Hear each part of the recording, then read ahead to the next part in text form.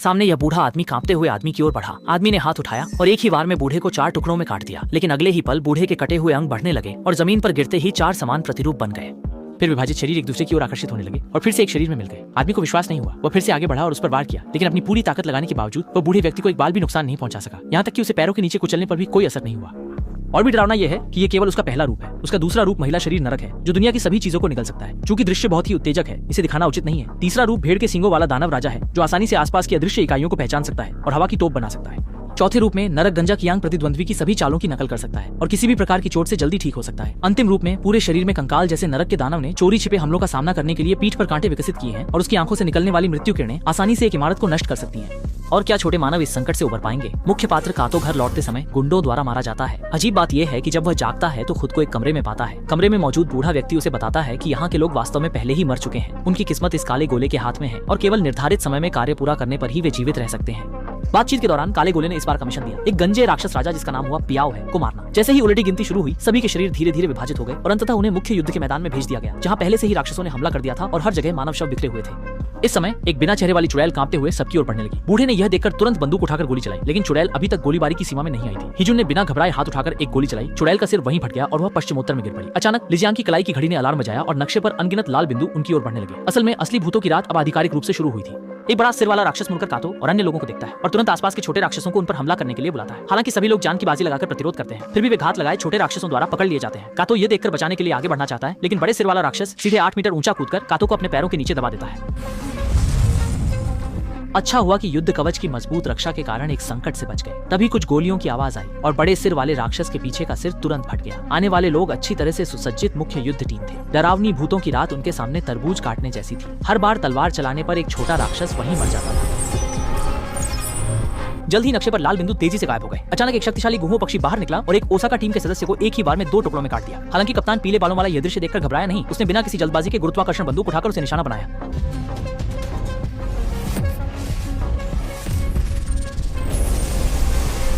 Uncle ने भी कातो को समझाया कि जैसे ही मिशन पूरा होता है आपको 100 अंक मिलेंगे। काला गोला आपको 3 विकल्प देगा। पहला, एक शक्तिशाली हथियार प्राप्त करना। दूसरा, एक मृत साथी को पुनर्जीवित करना। तीसरा, स्मृति मिटाना और सामान्य जीवन में लौटना। टीम के साथी शीजुन ने 100 अंकों का उपयोग करके एक अदृश्य युद्ध पोशाक ली थी और इस समय वह हुआ पियाओ के आगमन का इंतजार करने का इरादा कर रहा था। तभी एक सन्यासी टोपी वाला राक्षस एक निर्दोष बूढ़े व्यक्ति पर नजर गड़ाए हुए था, जिसे देखकर कातो तुरंत बचाव के लिए आगे बढ़ा। इस राक्षस ने 8 मीटर लंबी जीभ निकाली और सामने के बूढ़े व्यक्ति को लपेट लिया और उसे अपने पेट में निगलने के लिए बड़ा मुंह खोल दिया। अगले ही पल एक गोली की आवाज ने राक्षस के कंधे को चकनाचूर कर दिया और कातो समय पर पहुंच गया। बूढ़े व्यक्ति के सामने खड़ा हो गया, लेकिन इस कभी न देखे गए विशालकाय के सामने वह भी काफी असहाय महसूस कर रहा था। तभी राक्षस ने पहले हमला किया। कातो ने प्रतिक्रिया दी और इस जानलेवा हमले से बच गया। फिर पास पड़ी लकड़ी उठाकर सीधे राक्षस की आंख में घुसा दी। फिर जल्दी से पास गिरे हथियार को उठाया, लेकिन सामने से आती पूंछ की चाबुक से सीधे उछल गया। अच्छा हुआ कि पहनी हुई युद्ध वर्दी काफी मजबूत थी। एक बार फिर राक्षस के हमले से बचने के बाद हवा में कूदकर उसके सिर पर एक गोली चला दी। अगले ही पल ट्रांसपोर्ट गन चालू हो गई और राक्षस का सिर धीरे धीरे विघटित होने लगा। अंत में पूरी तरह से पश्चिमोत्तर में हार गया। कातो ने भी राक्षस के चंगुल से एक ओसाका टीम के सदस्य को बचा लिया और उसके साहसिक कार्य ने साचिको की प्रशंसा प्राप्त की। इसके बाद साचिको ने उसे ओसाका टीम की स्थिति के बारे में बताया। सामने खड़ा यह गंजा व्यक्ति 3 बार 100 अंक प्राप्त कर चुका है। कप्तान पीले बाल वाला निर्दयी है, उसने 4 बार प्राप्त किए हैं और एक और भी भयानक अस्तित्व है, वह है 7 बार पूर्ण अंक प्राप्त करने वाला मानव हथियार स्टील हाचिरो। तभी जमीन अचानक हिलने लगी। पानी से एक विशाल हाथ बाहर निकला और उसके बाद एक विशाल बैल के सिर वाला राक्षस बाहर आ गया और थोड़ी दूरी पर एक अदृश्य इकाई भी धीरे धीरे उसकी ओर बढ़ने लगी और प्रकट होने के बाद वह एक विशाल मैकेनिकल योद्धा निकला। दुश्मनों के मिलने पर गुस्सा और बढ़ गया। मैकेनिकल योद्धा ने पहले हमला किया और दोनों ने तुरंत ओसाका की सड़कों पर एक भयंकर लड़ाई शुरू कर दी। उसी समय एक सशस्त्र सेना ने बंदूकें लेकर कातो और अन्य लोगों को घेर लिया और ऐसा लग रहा था कि उन्हें जांच के लिए पकड़ लिया जाएगा, लेकिन अगले ही पल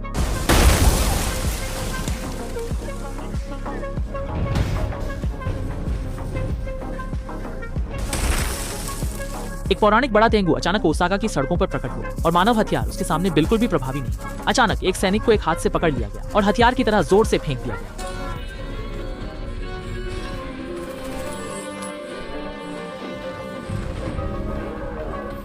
केवल एक पल में मानव सैनिकों को दैत्य तेंगु ने पूरी तरह से नष्ट कर दिया। इस समय साचिको ने तेंगु की ओर साइकिल फेंकी ताकि उसका ध्यान आकर्षित किया जा सके और कातो ने इस मौके का फायदा उठाकर उस पर एक ट्रांसमिशन गन चलाई, लेकिन उन्होंने स्पष्ट रूप से दैत्य तेंगु की ताकत को कम आंका। थोड़ी सी ताकत लगाते ही उसके शरीर पर बंधी रस्सी चकनाचूर हो गई। 关键时刻，打扮队的2名助理赶到，只见光头轻轻口下扳机，强大的重力瞬间将天狗压成一滩血水，可他却没有因此死去，只是少了2个翅膀。这时黄毛走上前想要对他进行不道。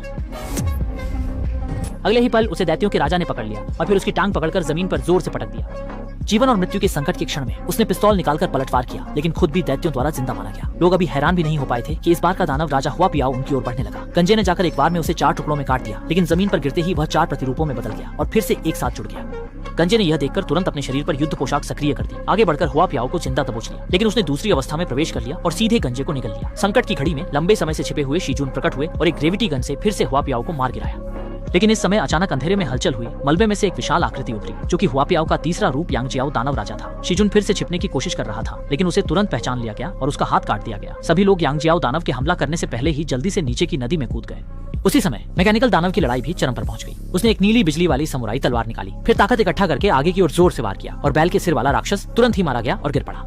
लेकिन अगले ही पल उसने हाथ में पकड़ी हुई खजाने की तलवार छीनकर जोर से फेंक दी और एक घूंसे से मैकेनिकल सूट को पूरी तरह से नष्ट कर दिया। इसी समय स्टील बारांग ने नियंत्रण से बाहर हुए मैकेनिकल सूट को छोड़ दिया और बैल के सिर पर कूदकर उसे एक ऑन ऑपरेशन कर दिया। यह हुआ पियाओ और स्टील बारांग के बीच अंतिम निर्णायक लड़ाई।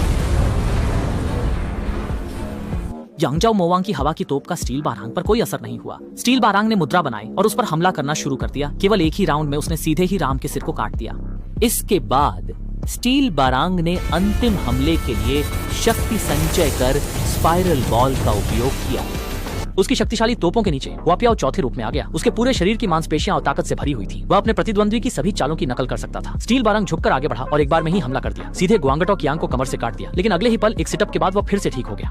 स्टील बारांग के तूफानी हमलों का सामना करते हुए गुआंगटो कियांग वहीं खड़ा रहा और हमले के बाद के घाव भी तेजी से ठीक हो रहे थे। केवल एक पलटवार में उसने मेघ का हेडबैंड काट दिया। संकट के समय मशीन अचानक से अनगिनत गैसें छोड़ने लगी, जिससे वह खुद को धुएं में छिपा लिया। अचानक एक तेज तलवार पीछे से आकर गंजे को छेद गई। असल में स्टील बारांग कार ट्रांसफॉर्मर ने सफलतापूर्वक उस पर हमला किया और अंत में उसे सीधे 2 हिस्सों में काट दिया। गोलियों और रसद से खाली स्टील बारांग ने अपनी तलवार काटो को दे दी और उसे बताया कि उसे चौंकाने वाले हमले से ही उसे चोट पहुंचाई जा सकती है। इस समय काटो ने फैसला किया कि जब वह कमजोर है तब उसे खत्म करना चाहिए और आगे बढ़कर हुआ पियाओ को खत्म करने का निर्णय लिया। लेकिन तभी एक गोल गेंद उसके पेट से बाहर निकली, फिर हवा में तैरकर तुरंत फट गई। काटो की रक्षा के लिए अंकल तुरंत बिखरी हुई स्टील की गेंदों से घायल हो गए। इस समय वह गंभीर रूप से घायल हो चुके थे और लड़ने में असमर्थ थे और हुआ पियाओ भी अंतिम रूप में आ गया, पूरे शरीर पर कंकाल से ढका हुआ। कुलू मोवांग जातिंग ने पूरी ताकत से जाकर उसे एक मुक्का मारा, लेकिन अगले ही पल एक वार से जमीन पर गिर गया। उसके शरीर पर कीचन भी लगभग नष्ट हो गई। मोवांग को सामने के कमजोर प्रतिद्वंद्वी में कोई दिलचस्पी नहीं थी। वह हवा में कूदकर युद्ध क्षेत्र से दूर चला गया। इस समय जातिंग को गंग बलांग द्वारा बताई गई गोंगची बुबे की बात याद आई। इसके बाद उसने लिशियांग और साचिको को स्नाइपर राइफल लेकर दूर जाकर मौके का इंतजार करने को कहा, जबकि वह खुद वहीं पर चारा बनने के लिए रुका रहा। एक जोरदार विस्फोट के साथ कंकाल दानव फिर से कातो के पीछे आ गया, हाथ में स्टील बारन का सिर लेकर। इतने भयानक दुश्मन का सामना करते हुए कातो के पास कोई प्रतिरोध की योजना नहीं थी, लेकिन अगले ही पल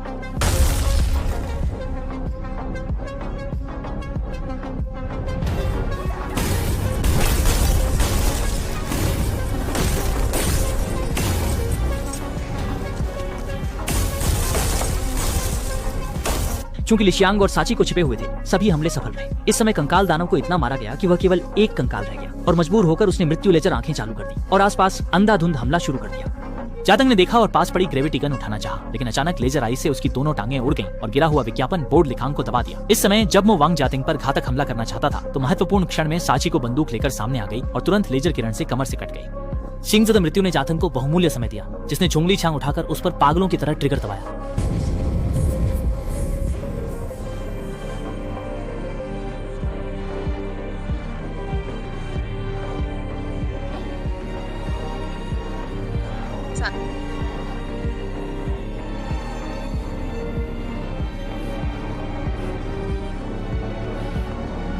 जैसे ही ट्रांसपोर्ट फिर से शुरू हुआ, इसका मतलब था कि इस बार का राक्षस पूरी तरह से नष्ट हो गया और सभी लोग वापस उसी कमरे में भेज दिए गए जहां से वे आए थे। और इस समय पर उनकी सभी चोटें भी ठीक हो गईं और कातो को भी उम्मीद के मुताबिक 100 अंक मिले। सामने दिखाए गए 3 विकल्पों को देखते हुए कातो ने वास्तविकता में लौटने का विकल्प नहीं चुना, बल्कि अपने साथी साचिको को पुनर्जीवित करने का विकल्प चुना।